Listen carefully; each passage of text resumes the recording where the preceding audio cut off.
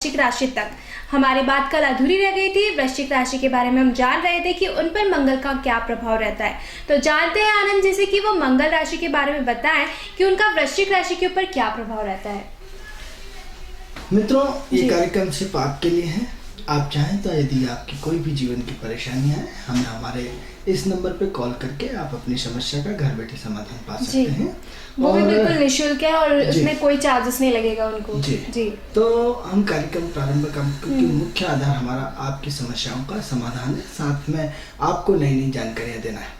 तो आज वृश्चिक राशि की बात चल रही है और गुरु के नक्षत्र की बात चल रही है और गुरु के साथ उस मंगल का कॉम्बिनेशन की बात कर रहे हैं जी। अब प्रश्न यह होता है कि वृश्चिक राशि क्या पावरफुल राशि है, लेकिन कौन सी है? अंदरूनी राशि है, अंदरूनी पावरफुल। एक आदमी क्या करा, एक आपको आदमी बहुत टिप टॉप दिख रहा है, टिप टॉप दिख रहा है, उसको गाड़ी घोड़े बंगले, मालूम पड़ा सारा कर्ज में डूबा हुआ है। आप क्या यदि कहीं मेहमानी करने गए, किराए की गाड़ी आजकल लग्जरियस आपको किलोमीटर से मिल जाती है और पूरा टिप टॉप जो जूते मोजे पहन के आया, मालूम पड़ा बिल्कुल एक गरीब आदमी था। तो क्या होता है, जो दिखता है वो नहीं दिखता, जो नहीं दिखता है वो दिखता है। दो कंडीशन के आधार पर हमने एक अपने इस थीसिस को तैयार किया, एक नया रिसर्च तैयार किया जो आंखों से आपको दिखता है और आंखों से नहीं दिखता। इसमें भी हमने अपनी एडवांस पद्धतियां काफ़ी हद तक डेवलप करी हैं, क्योंकि ये रिसर्च का बड़ा व्यापक विषय रहा है। हमारे ईश्वर की कृपा से बड़ी एक से एक नए नए विषयों पर रिसर्च रही। तो अब सवाल ये हो रहा है कि वृश्चिक राशि, एक आदमी की दाढ़ी बड़ी हुई है, बिल्कुल गंदे कपड़े पहन रखे हैं, सब कुछ है, पजामा कुर्ता पहन रखे, पैदल जा रहा है, मालूम पड़ा उसकी कम से कम 400 बसें चलती है। जी, मतलब ऐसा आंखों से हमने कई बार देखा है कि उसके बेटे उसका वो सब संचालन कर रहे हैं, वो बिल्कुल उसके जिस बस में वो जा रहा है उसके कंडक्टर को ही नहीं मालूम कि ये इस बस का मालिक है, मतलब उसी बस का मालिक है। वो अपने एक सिंपल धोती कुर्ता पहने हुए जिस बस में बैठ गया, जब उतर गया, यानी अंदरूनी ताकत आपकी इतनी ज्यादा कि जिसकी की कल्पना भी नहीं कर सकते। एक CBI CID का जो इंटेलिजेंस के आदमी होते हैं वो पागल बन के कहीं पुराने कपड़े पहन के कहीं आपको सिंपल वे में घूमते रहते हैं। वो आपकी पूरी पान की दुकान पे कहीं कहाँ पूरी आपकी गुप्त एजेंडे की पूरी आपकी। हेलो हाँ मैडम, मैं ये दानिशपुर से बोल रही हूँ। जी बताएं, आपका नाम क्या है? मेरा नाम अनीता। जी अनीता जी बताइए, आप क्या जानना चाहते हैं? पहले मैं अपनी डेट ऑफ बर्थ बता दूँ? जी बिल्कुल बताइए, आप अपने डेट ऑफ बर्थ। मैंने एक बार और पूछा था। जी बताएं। मेरा है 2/9/1974। 2/9/1974। समय बताइए। समय मेरा 4:30 से 4:45 के बीच का है। 4:30, तो हम ये मान के चलते हैं कि 4:30 बजे इनका जन्म हुआ है। हाँ। शाम को? हाँ, भोपाल। जी शाम को हुआ है कि सुबह हुआ है? शाम को। जी शाम। और क्या जानना चाहते हैं आप? मैं ना सबके काम करती हूँ, लेकिन मुझे उसका यश ही नहीं मिलता और बुराई और मिल जाती है। जी, ये सबका भला करने की कोशिश करते हैं तो भला करने की जगह उल्टा ही इनके ऊपर आरोप प्रत्यारोप लग जाता है। अच्छा, मैंने पंडित जी से पूछा था कि मेरे संतान नहीं है उसका, उन्होंने बताया था इस महीने या उसके 15 जनवरी, तो उसका कोई उपाय हो तो थोड़ा सा बता दे। जी, आप हमारी स्क्रीन को देखिए, टीवी स्क्रीन को देखिए, हम आपको बता रहे हैं। जी धन्यवाद। देखिए अनीता जी, ऐसा है कि आपकी पत्रिका हमारे सामने है। 2/9/1974 का 4:40 हमने आपका टाइम लिया है और चूंकि आपने 4:30 से 4:45 के बीच में लिया, तो 4:30 में 4:30 में आपसे आपकी आवाज़ और आपकी उससे मैच नहीं हो पा रहा था, इसलिए हमने समय का संशोधन करके उसमें 4:00 हमने आपका 40 मिनट लिया है।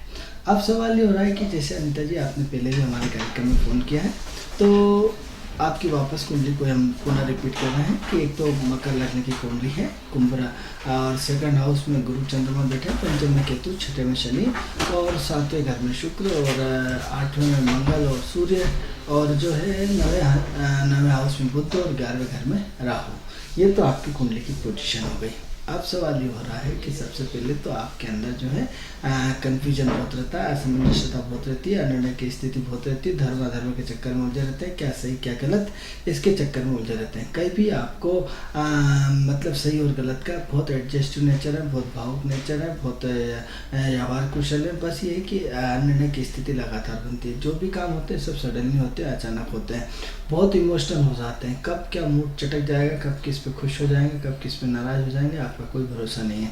अब प्रश्न ये उठता है कि आपने बोला कि हमें यश नहीं मिलता है। मित्रों, हम आपको स्पष्ट रूप से जानकारी देना चाहते हैं कि जो मकर लग्न वाली राशि है, मकर लग्न वाले लोग हैं, हम कुंभ लग्न वाले होते हैं, दो लग्न जो होती है वो शनि की होती है। शनि की जो लग्न होती है, शनि क्या होता है, संघर्ष होता है। शनि क्या होता है, शनि शनि होता है। शनि क्या होता है, डिले होता है। शनि क्या होता है, परेशानी होती है। जो भी मकर और कुंभ लग्न और शनि से रिलेशनशिप वाले जितने भी व्यक्ति रहेंगे, वो सब आपके जीवन में देखना है कि उनके जीवन में टोटल संघर्ष रहता है, टोटल परेशानी होती है, टोटल डिले होता है। कहीं ना कहीं कोई भी चीज़ आपको आसानी से ज़िंदगी में नहीं मिलती। क्यों नहीं मिलती? क्योंकि शनि आपको तपाना चाहता है, शनि आपको शॉर्टकट नहीं देना चाहता, शनि आपको धक्का दे दे के इतना आग में सोने की तरह तपा देता है कि कभी आप ज़िंदगी में मात नहीं खा सके। इसलिए आपकी इमोशनल सको वो पहले शोषण के रूप में बदलता है। हर व्यक्ति आपका शोषण करने की सोचता है, हर व्यक्ति आपको कहीं ना कहीं जीवन में उलझने देता है, हर व्यक्ति आपसे मदद ले लेता है, लेकिन आपको मदद कभी नहीं मिलती। क्योंकि शनि का जो मूल रूप है, शनि यानी संघर्ष का दूसरा नाम है, शनि यानी शनि शनि नाम है, शनि यानी हर काम में उलझनों का नाम है। जरूरी नहीं ऐसा हो, इसके ये एक नेगेटिव पक्ष की बात कर रहा है। यदि जब कुंडली में यदि शनि की पोजीशन अच्छी है तो top top top top top top top जितने टॉप लगाते जाओ लगाते रहो, वो उस पोजीशन में भी जाएगा क्योंकि शनि न्यायकारी है। तो फिलहाल जो है आपको कुंभ और शनि का प्रभाव आपके जीवन में होने के कारण हर काम आपको संघर्ष से करना पड़ेगा। उपाय क्या करना है? सबसे पहले अपेक्षा न रखें। मित्रों, जब भी जीवन में हम अपेक्षा रखते हैं तो बहुत सारा धोखा खा जाते हैं, बहुत सारी परेशानियां हो जाती है, बहुत सारा रोना आ जाता है। क्योंकि जब हम किसी पे विश्वास कर लेते हैं, किसी पे अपेक्षाएं कर लेते हैं, यदि वो विश्वास पे खरा नहीं उतरता तो आपको बहुत तकलीफ होती है। अब खुशबू जी ये बताना चाहता हूँ कि आपने यदि मुझे बहुत खाना खिलाया, सम्मान दिया, पैसे दिए, मैं भी आपकी मदद करूँगी, कोई जरूरी नहीं है। लेकिन चूंकि आपको लगता है बड़ा आदमी मेरे घर पे आया, उसको मैंने खान पान दिया, मैंने उसकी मदद करी, वो भी बुरे वक्त आने पर मेरी मदद करे। लेकिन ऐसा देखने को नहीं मिला। यदि हमें एक व्यक्ति को बहुत प्यार करता है, दूसरा व्यक्ति उसको रुचि नहीं दिखाता, क्यों? क्योंकि ऐसा कोई जरूरी नहीं है कि गिव एंड टेकन का सिद्धांत यहाँ लागू हो कि साहब आपने उसको खाना खिलाया, आप भी घर जाओगे तो खाना खिला, हो सकता है आपको घर में घुसने नहीं दे। तो ये कोई सिद्धांत नहीं है फिक्स। तो आपकी सबसे बड़ी दुख का कारण आपकी अपेक्षाएं हैं। मतलब अपेक्षाएं ज्यादा नहीं रखनी चाहिए दूसरों से। अपेक्षा ज्यादा नहीं, अपेक्षा रखना ही नहीं चाहिए। अपेक्षा रखना ही घोर पाप है। जहाँ आपने, क्योंकि सवाल ही होता है खुशबू जी, ऐसा देखने को मिला है कि व्यक्ति आदमी पे ज्यादा विश्वास करता है, आदमी पे पूरी एनर्जी को छोड़ देता है। कभी भगवान पे विश्वास करके तो देखो, क्योंकि आदमी अपने जीवन के इर्द गिर्द जो शक्तिशाली और ताकतवर लोग रहते हैं उन्हीं को भगवान मानने लगता है, उन्हीं को सब कुछ मानने लगता है। सीएम कोई भगवान थोड़ी, पीएम कोई भगवान थोड़ी। आपके एक चलाने की सत्ता का एक व्यक्ति को माध्यम दे दिया। आज कोई और है, कल कोई और होगा, परसों कोई और होगा। जीवन का परिवर्तन है। पर्टिकुलर 5 साल के लिए कोई आया तो इसका मतलब भगवान थोड़ी होगा। भगवान ने उसको उस चीज के लिए संचालन के दिया है। जैसे आपको विभाग का संचालन करने के लिए दिया तो इसका मतलब थोड़ी कि आप बॉस हो गए। बॉस तो सिर्फ परमात्मा ही रहना है ना। तो ऐसी कंडीशन में आपको हमेशा ये ध्यान रखना है कि सबसे पहले आप चाहते क्या है। सबसे पहले अपेक्षाएं नहीं रखें और नेक काम नेकी कर दरिया में डाल। तो सबसे पहले हमेशा मैंने तो उसकी ये मदद करी, मैंने उसकी ये मदद करी, मैंने क्यों करी भाई? किसने बोला था? आप भी मत करते। और आपने यदि किया है तो कल आपका अपना सुधारा है, आपने उसका पूर्व जन्म का कर्ज चुकाया है। क्या चुकाया है? कर्ज चुकाया है। हम ये भूल जाते हैं कि साहब हमने तो जीवन में बहुत अच्छा काम किया, हमने ये किया, हमने वो किया और हमने इतने भंडारे चला और हमारी सबसे ज़्यादा दुर्गति है। वो जो बुरे काम कर रहे हैं, बेईमानी कर रहे हैं, वो सब ऊपर बढ़ते जा रहे हैं। अधिकतर लोगों का ये प्रश्न हमेशा होता है। तो मैं आपको जानकारी देना चाहता हूँ कि प्रारब्ध के संचित पुण्य भी तो देखो उनके कितने रहे। आपके 0/7 जो आपके इस जन्म के वही सिर्फ आपको अच्छे कर्म दिख रहे हैं। उस जन्म में उसने पूरी अपने 5 परिवार के साथ, सबके साथ खुले दिल से इतना दान किया है कि जिसकी कि आप कल्पना भी नहीं कर सकते जी। तो उसके दान का प्रकोप है, उसके पुण्य का प्रकोप है, इसलिए वो आज अरबपति खरबपति होता जा रहा है, चाहे कितने बुरे काम कर ले। जैसे आपका जयद्रथवत भगवान कृष्ण ने करा था तो 100 गुना माफ थे। 100 गालियां यदि उन्होंने जैसे ही क्या था कृष्ण भगवान को उसने गालियां दी थी तो बोला 100 गालियां इसकी माफ है। 100 के ऊपर जैसे बिल्कुल नहीं। 100 की 101 हुई उन्होंने विदिन सेकंड में उसकी गर्दन गर्दन काट काट दी। दी। तो उसके 100 गुना माफ है, अभी तो उसके गुनाह ही इतने नहीं हुए, अभी तो 30-35 गुना जी, हुए। जी, जी। तो अब जब तक उसके 100 गुना माफ नहीं हो जाते तो उसका पाप का घड़ा तो नहीं भरेगा, जी। इसलिए उसके लिए सब छूट है।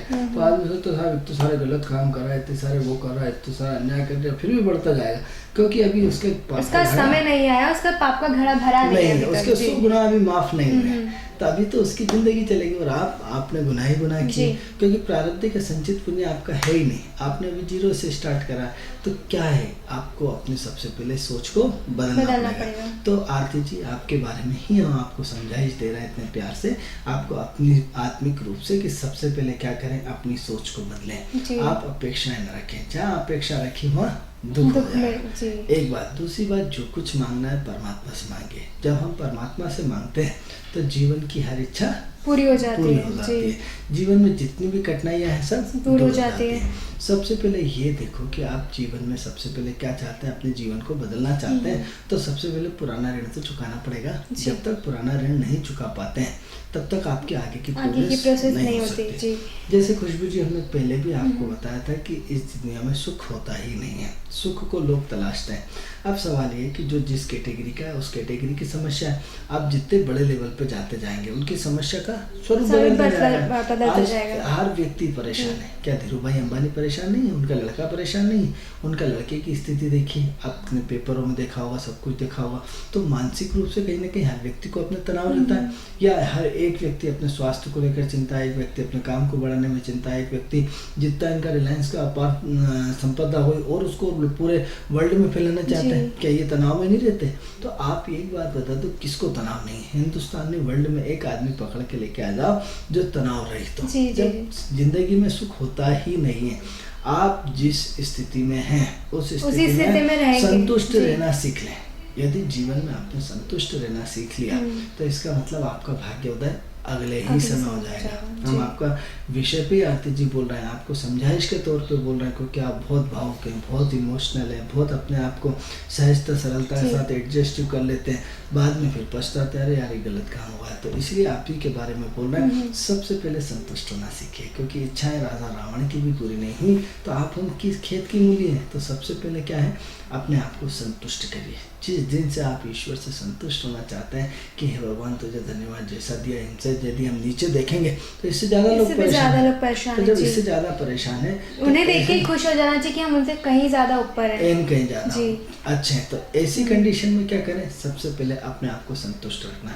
जहाँ आप संतुष्ट हुए वहीं से आपका भाग्य का दरवाजा खुलना शुरू हो जाता है। जहाँ से आपने अपने लोगों से अपेक्षाएं रखना बंद कर दी, आपके उपाय की बात कर रहे हैं। अब वैसा उपाय नहीं हमने कि साहब राहु का जाप कर लो, गुरु का जाप कर लो, शनि का जाप कर लो, ये अनुष्ठान पहन लो, ये कर लो, ये ताबीज पहना दे, वो ताबीज पहना दे। हम आपको ऐसा कुछ भी नहीं बता रहे, हम आपको साफ सुथरा बता रहे नहीं। आपसे ये कह रहे हैं कि नहीं आप तो मोती पहन लो, आप ये शनि का पहन लो, हीरा पहन लो, कुछ नहीं बता रहे। सिंपल सोच बदल दो, दुनिया बदल जाएगी। आपकी अपनी सोच आपके जीवन में बहुत बड़ी क्रांति लाती है। सिर्फ एक बार करके तो देखिए, क्या करना है। आज के बाद सिर्फ अपेक्षा किसी से नहीं रखनी है जी। एक बात, दूसरा संतुष्ट होना सीखिए। अपने नीचे देखिए कि अपने से नीचे कितने लोग परेशान हैं। तो आरती जी आपकी चर्चा जारी रहेगी। Hello hello sir. हेलो, बताएं आपका नाम क्या है? मेरा नाम रंजना, मैं भोपाल से बोल रही हूँ। जी जी जी, बताएं आप किसके बारे में जानना चाहते हैं? भोपाल में कहाँ से? अपने बारे में जानना। जी, भोपाल में कहाँ से बोल रहे हैं आप? बीएचएल से। बीएचएल से बोल रहे हैं आप। तो बताएं आपको क्या समस्या है, किस बारे में जानना चाहते हैं आप? मैं यही कि है ना, मैं बहुत परेशान रहती हूँ और काम धंधा नहीं लगता है इनको। जी जी, आप अपनी डेट ऑफ बर्थ बताएं और समय बताएं हमें। 22/8/78। समय बताइए। समय नहीं मालूम इतना।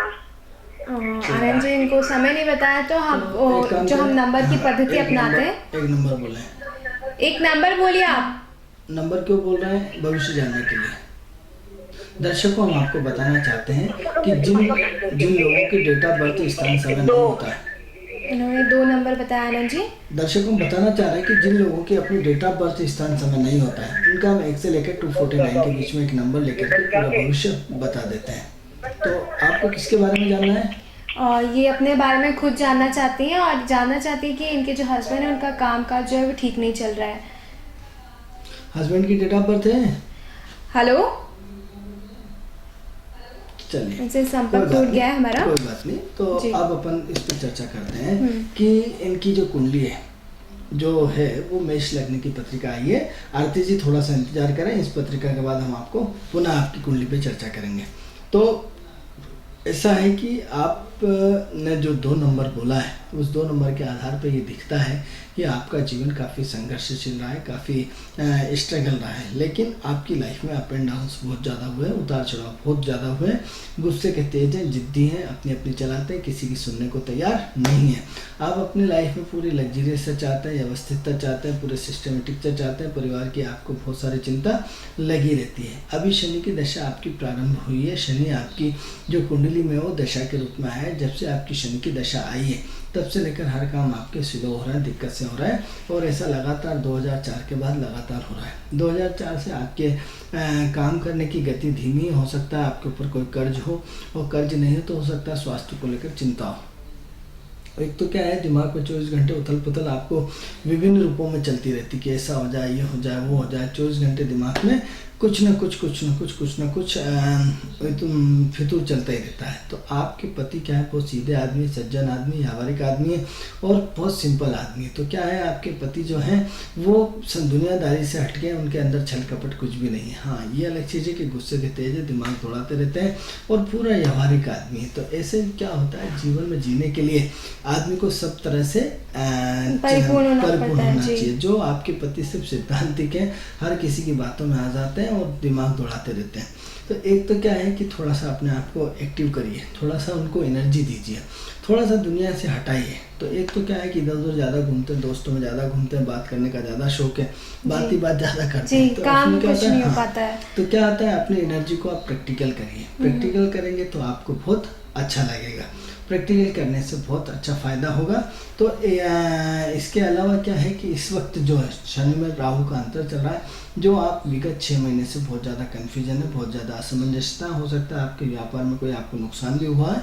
तो थोड़ा सा 3 महीने का इंतजार करिए, अगस्त के बाद स्थिति सुधार आ जाएगी। इसके अलावा हमारे इस लैपटॉप पे हमारे नंबर लिखे हुए हैं, चाहे तो आप हमारे इन नंबरों से भी बाद में संपर्क कर सकते हैं। हम आरती जी की कुंडली की तरफ बढ़ते हैं। आनंद जी, तो आरती जी, आपकी कुंडली की चर्चा चल रही थी।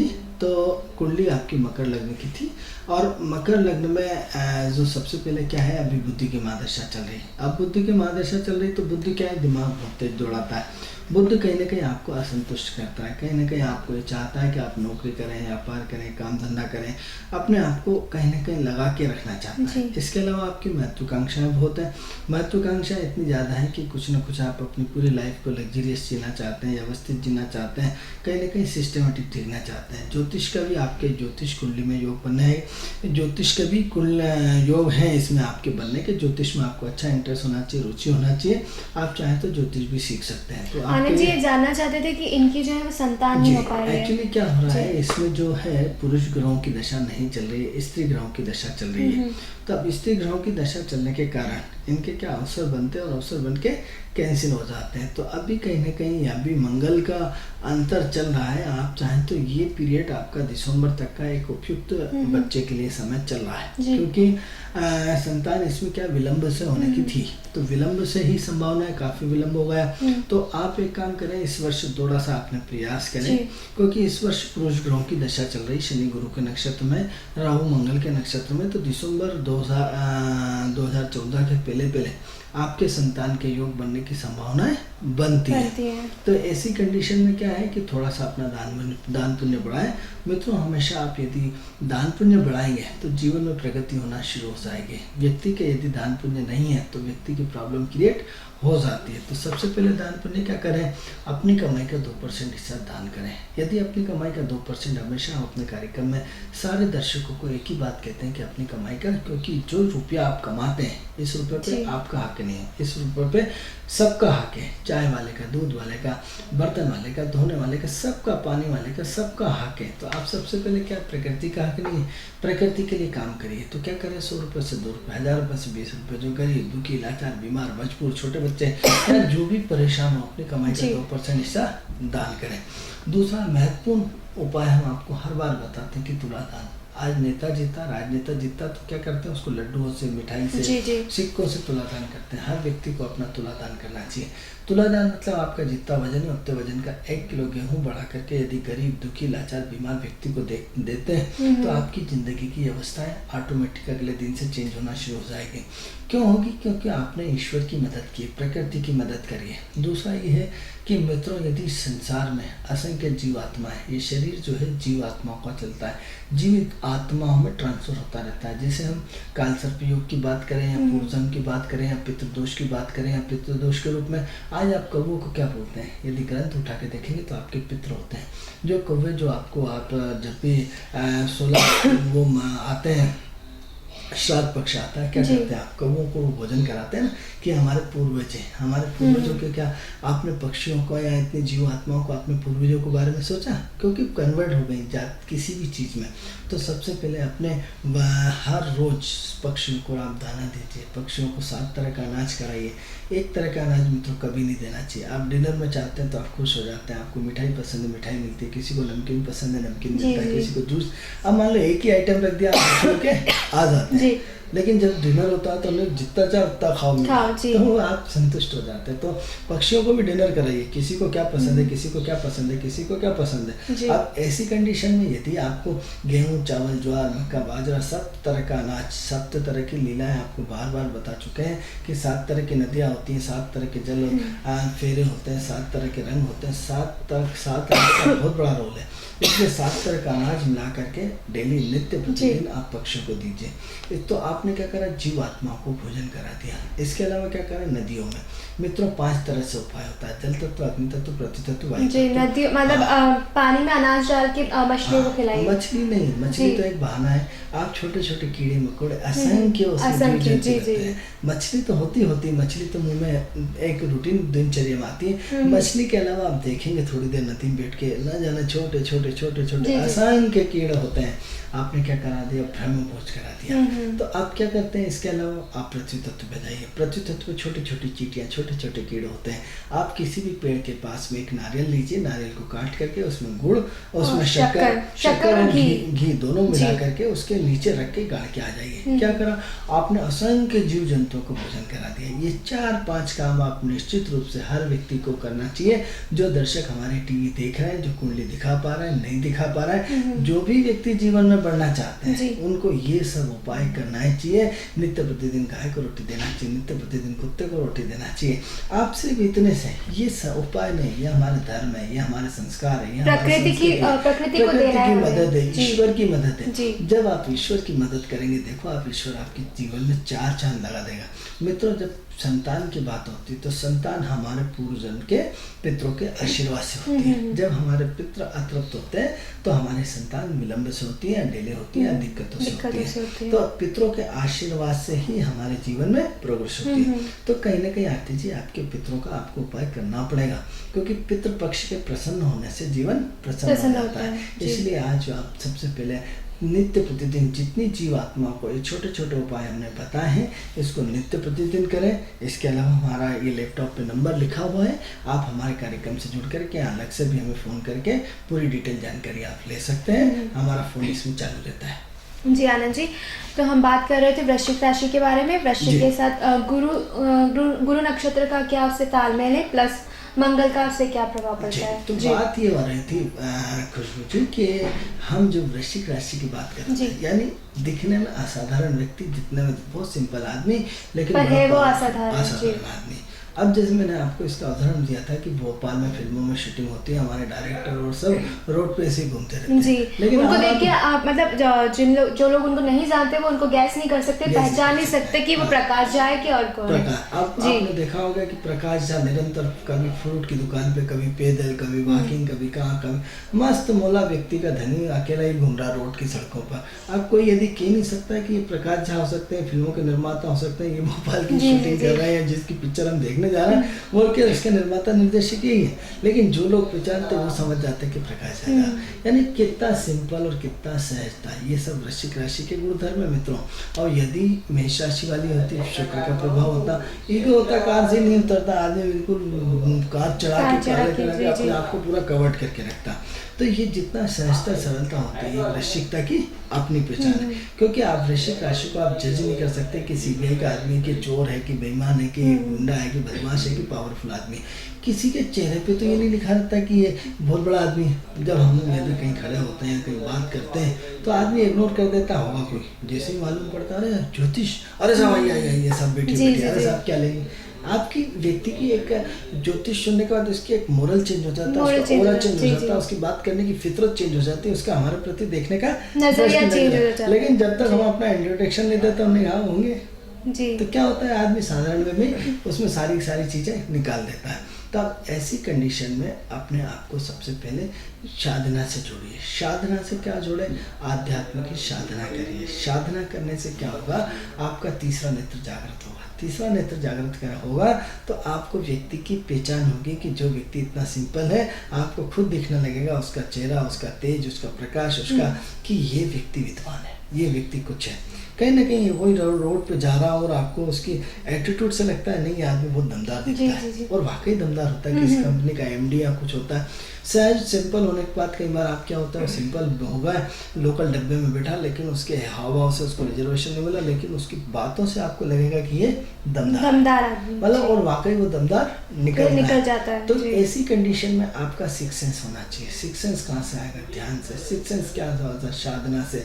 सिक्स सेंस कहाँ से आएगा, दान पुण्य से। मित्रों, यदि आप अपने आप को, अपने जीवन की शैली को बदलना चाहते हैं तो अध्यात्म से जुड़िए और डायरेक्ट भगवान से कनेक्शन। इतना नहीं, भगवान को आप मत जाइए मंदिर, मत चढ़ाइए पूजा फूट। भगवान किसी अगरबत्ती से खुश होने वाला नहीं है, भगवान आपके नारियल चढ़ाने से खुश होने वाला नहीं है। आपने गणेश जी को कितने लड्डू खिला दिए, हर गणेश चतुर्थी का आप करोड़ों अरबों खरबों रुपए के लड्डू चढ़ा देते हैं। क्या भगवान ने एक लड्डू खाया? आज तक नहीं खाया। लड्डू किसने खाया? आपने खा लिए, भोग लगा के पंडित जी ने आपको दे दी प्रसाद के रूप में। लेकिन ये बताएं कि इस देश से उसकी कितनी देर लोगों की गरीबी दूर हो सकती है, कितनी परेशानियां दूर हो सकती है। हमारी भावनाओं का हम सम्मान करते हैं, लेकिन क्या आपके अंदर परिवर्तन है उन लड्डुओं का हजारों भोग लगाने? मित्रों, एक बात और महत्वपूर्ण कहना चाहता हूँ कि आज से 10-20 साल पिछले जाइए तो एक बड़ी मुश्किल से गाँव में कहीं एक